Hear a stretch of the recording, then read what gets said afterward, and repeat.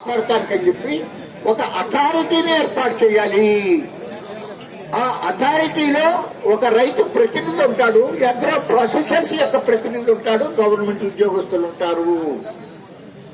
ఆ అగ్రిమెంట్ ని రిజిస్టర్ చేయాలి. దానికి తాలూకా లెవెల్లో ఒకళ్ళు, జిల్లా స్థాయిలో ఒకటి ఉంటుంది.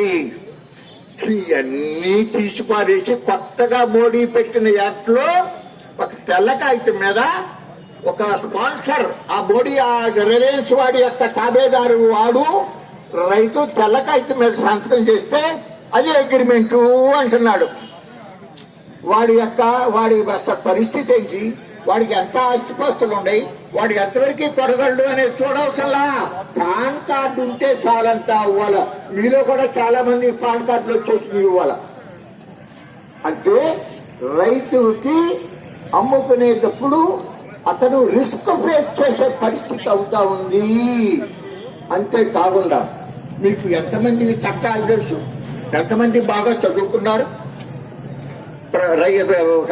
పురుగు మందుల యొక్క అవశేషాల గురించి ఎవరికన్నా ఐడియా ఉందా? చాలా కొలవగలరా మీరు పట్టిది?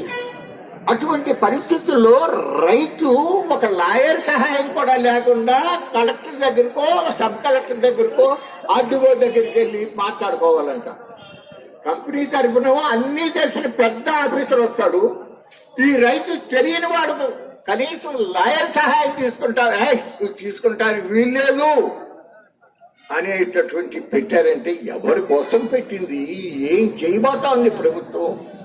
అందువల్లనే ప్రభుత్వం సన్నాయి నొక్కులు నొక్కుతాంది.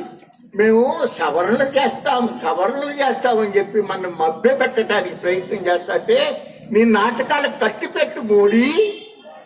ఖచ్చితంగా 3 రద్దు చేస్తేనే స్వామినాథన్ కమిషన్ చెప్పినట్టు నువ్వే అన్నావుగా. 2014 ఎలక్షన్ ముందు మన తిరుపతి వెంకన్న గారి సన్నిధిలో కూడా చెప్పాడు మహానుభావుడు. కాంగ్రెస్ గవర్నమెంట్ వాళ్ళు స్వామినాథన్ కమిషన్